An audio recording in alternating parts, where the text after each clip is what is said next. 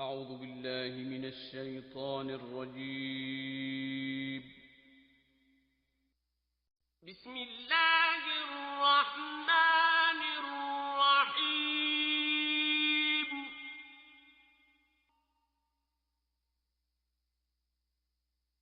نحن نقص عليك أحسن القصص بما أوحينا إليك هذا القرآن وإن كنت من قبله لمن الغافلين.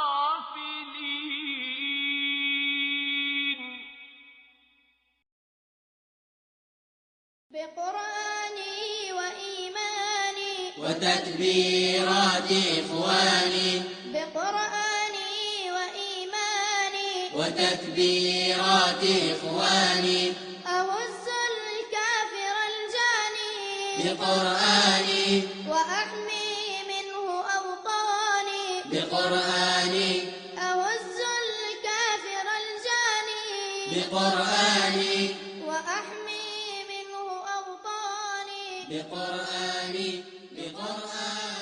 وإيماني. بسم الله الرحمن الرحيم والحمد لله رب العالمين والصلاة والسلام على رسوله الأمين وعلى أهله وصحبه أجمعين. Mes frères et sœurs, salam alaykum wa rahmatullahi wa barakatuh.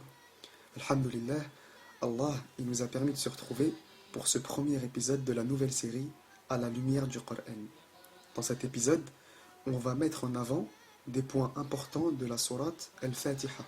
La sourate qu'on récite au minimum 17 fois par jour dans nos prières.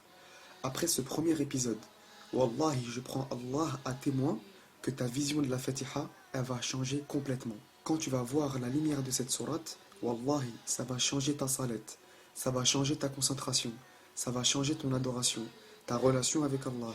En gros, ça va changer ta vie. Avant de commencer, il faut savoir que sourate Al-Fatiha, c'est un résumé de l'islam. Ça veut dire quoi?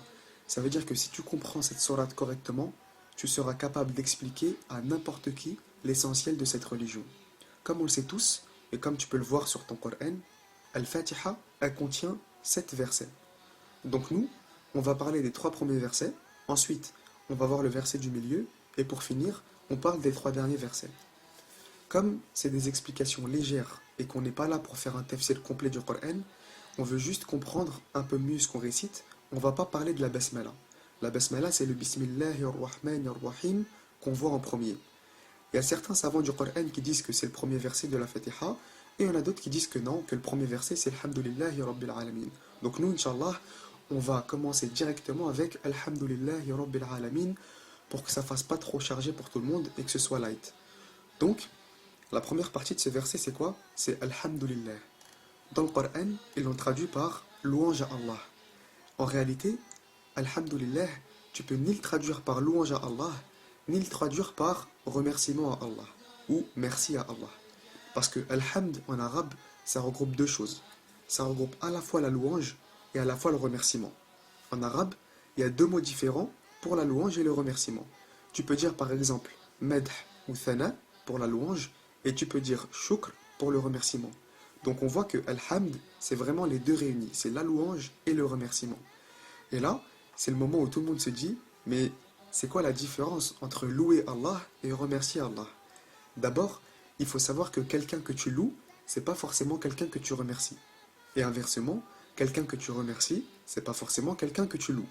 Exemple, tu es dans la rue et tu vois un Cayenne Turbo S. Pour les sœurs, c'est une très belle voiture et on vous en dira pas plus. Donc, tu vois cette voiture, tu vas la louer. Ça veut dire que tu vas lui faire des louanges. Tu vas dire, Masha'Allah, c'est un bolide, il est terrible, etc., etc. Donc ça, c'est des louanges. Tu loues la voiture. Mais est-ce que tu vas la remercier pour autant? Bien sûr que non. Tu vas pas aller devant la voiture et lui dire, ah franchement, merci beaucoup, t'es vraiment une voiture magnifique et tout. Non, c'est stupide. Et en même temps, dans un autre exemple, on sait tous qu'on doit être reconnaissant envers nos parents et qu'on doit les remercier pour tout ce qu'ils ont fait pour nous. Donc, le prophète Ibrahim, alayhi salam, lui aussi doit être reconnaissant envers ses parents et les remercier. Ibrahim, il avait un père qui s'appelait Azar. Et son père Ibrahim, il doit être reconnaissant envers lui et le remercier. Mais est-ce qu'il doit louer son père pour autant? Est-ce que son père, Azar, il mérite des louanges? Bien sûr que non. Son père, c'était le plus gros adorateur des idoles. C'est même lui qui construisait les statues pour que les gens ils les adorent. Subhanallah, t'imagines le truc? Donc on devrait plus le critiquer que lui faire des louanges. Donc Ibrahim, il remerciait son père, mais il lui faisait pas de louanges. Ok? Donc tu peux faire des louanges à quelqu'un sans pour autant le remercier. Et tu peux remercier quelqu'un sans pour autant lui faire des louanges. Dans la sourate, quand on parle d'Allah subhanahu wa ta'ala, on ne dit pas louange à Allah, ni remerciement à Allah, mais on dit Alhamdulillah, louange et remerciement à Allah. Et ce concept, il est super important. Ça veut dire que tout ce qu'Allah a fait, tout ce qu'Allah nous donne, tout ce qu'Allah a créé, on le remercie pour ça, et en même temps, on le loue pour ça.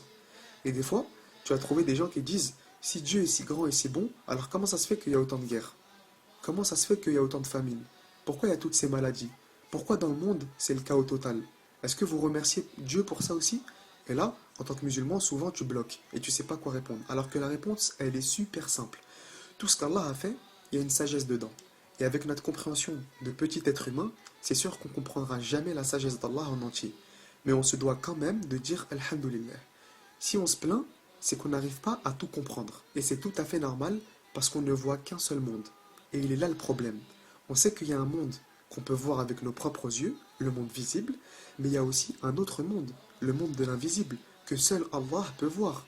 Et c'est justement parce que Allah, lui, il voit ces deux mondes, et que les plans d'Allah, ils fonctionnent selon ces deux mondes, qu'on se doit de le remercier et de le louer, peu importe ce qu'il fait. Il y a une autre chose magnifique dans le début de cette sourate, c'est que d'après le hadith, on sait qu'Allah subhanahu wa ta'ala, il a au moins 99 noms. Et vous en connaissez sûrement plusieurs. Pourtant, on ne dit pas Alhamdulillah Khaliq, louange au Créateur, Alhamdulillah Malik, louange au Maître, Alhamdulillah Rahim, louange au Très Miséricordieux, etc., etc. Mais on dit Alhamdulillah, on prononce le nom d'Allah.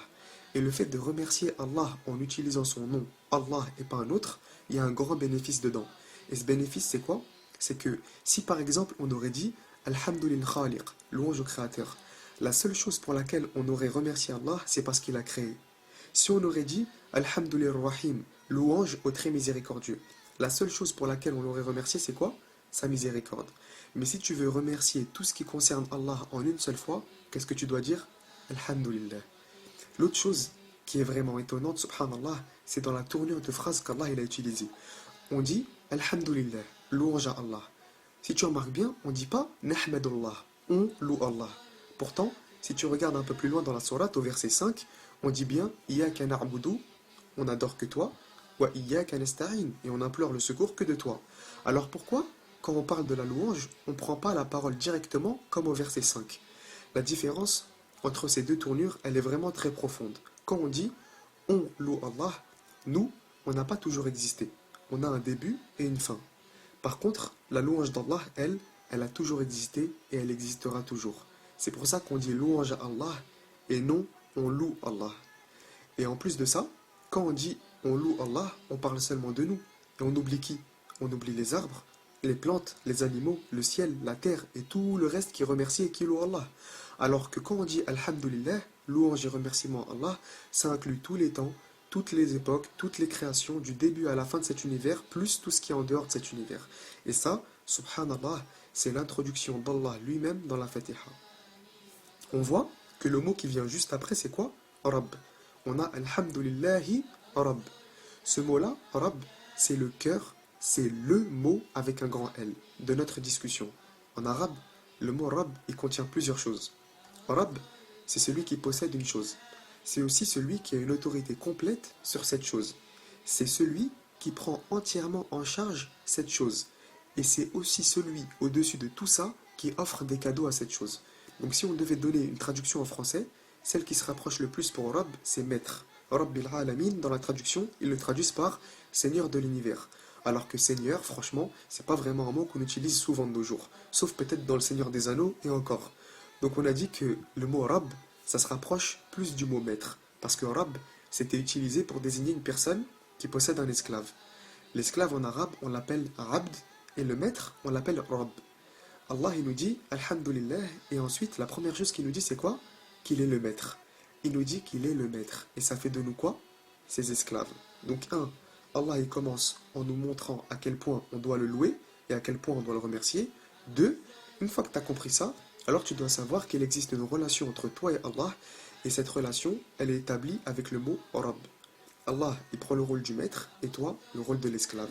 Maintenant, tu dois comprendre quelque chose de super important et faire en sorte de ne jamais l'oublier. Il y a une différence entre un adorateur et un esclave. Faire la prière du Tarawih, c'est un acte d'adoration. Et si tu remarques bien, l'adoration, elle est définie par un temps et elle est limitée par un acte. Pour la prière, par exemple, il y a l'adhan, après il y a l'iqama, et ensuite on prie. Ramadan, pareil, c'est un mois précis. Le Hajj, pareil. Donc, l'adoration, c'est à un moment donné. Par contre, l'esclavage, lui, il n'est pas spécifié par un temps ou limité par un acte. Quand tu es un esclave, tu es esclave tout le temps. C'est pas genre de 8h à 16h, tu es un esclave et après tu fais ta vie. Donc, en nous disant « Rabb », Allah, il ne nous demande pas seulement de l'adorer, mais il nous demande d'être ses esclaves. Quand tu dors, tu es un esclave et quand tu te réveilles, tu es un esclave. Quand tu es à la mosquée, tu es un esclave et quand tu es à la cité, tu es un esclave. Quand c'est Ramadan, tu es un esclave et quand c'est pas Ramadan, tu es aussi un esclave. Et la deuxième erreur qu'on fait aussi en général, c'est de croire que l'esclave et le serviteur, c'est la même chose. Alors que c'est pas la même chose du tout. Le mot abd en arabe, c'est vraiment esclave et pas serviteur. Quand tu dis serviteur, ça vient de rendre un service. Serviteur, ça vient de service. Quand tu es au travail, là ouais, tu es un serviteur parce que tu rends un service à ta société. Et quand tu rends un service, qu'est-ce que tu attends en retour? Tu attends un salaire, de l'argent. Un service, c'est un accord entre deux parties, où chacune des deux parties, elle va gagner quelque chose. Toi, tu travailles contre de l'argent. En plus de ça, le service que tu rends, il est limité à une tâche précise. Quand ton travail, par exemple, c'est de vendre des voitures, on va pas te demander de laver les vitres du magasin. Sinon, tu vas dire, mon travail, c'est pas ça.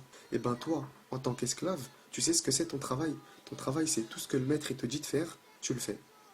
Allah, c'est notre maître et on est ses esclaves. Maintenant, en français, quand tu dis maître et esclave, les gens ils pensent directement à l'esclavage de l'histoire. Ils pensent que l'esclave il déteste son maître. Ils pensent que l'esclave il préfère être libre plutôt qu'être un esclave. Ils pensent que l'esclave il n'est pas reconnaissant envers son maître et qu'il fait que de se plaindre. De manière générale, c'est entièrement vrai. Pourquoi? Parce que l'esclave il est forcé à être un esclave. Alors que nous, avant de nous dire qu'il est notre maître, Allah il nous dit quoi? Alhamdulillah. Ensuite, il nous dit Rabbil alamin. Donc ça veut dire quoi?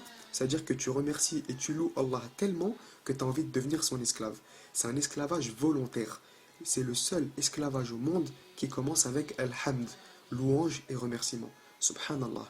En plus de ça, un peu plus loin dans la sourate, nous-mêmes, on se positionne en tant qu'esclave. Iyyaka na'budu wa iyyaka nasta'in. C'est toi seul que nous adorons et c'est toi seul dont nous implorons le secours. Allah il ne nous dit pas deviens esclave. C'est nous-mêmes qui disons on n'adore que toi, on se place tout seul en mode esclave. Donc, c'est un esclavage totalement différent que celui qu'on connaît habituellement. Et regarde, subhanallah, t'as jamais entendu quelqu'un dire franchement, moi je ferais un bon esclave. Je supporte bien les coups, je suis résistant aux coups de fouet, mais Allah, je fais tout ce qu'on me dit de faire, etc., etc. Personne ne veut devenir un esclave. Pourtant, quand il s'agit d'Allah, on déclare nous-mêmes dans la Fatiha qu'on veut devenir ses esclaves. Voilà pour cette première partie, Inch'Allah. J'espère que ce rappel il t'a été bénéfique, ainsi qu'à moi-même. On se retrouve bientôt pour la deuxième partie, qui va être beaucoup plus courte, Inch'Allah, et dans laquelle on va terminer la sourate. Barakallahu li wa lakum fil Qur'an al-Karim, wa nafa'ni wa iyyakum bil ayati wa dhikri al-hakim. Wassalamu alaykum wa rahmatullahi wa barakatuh.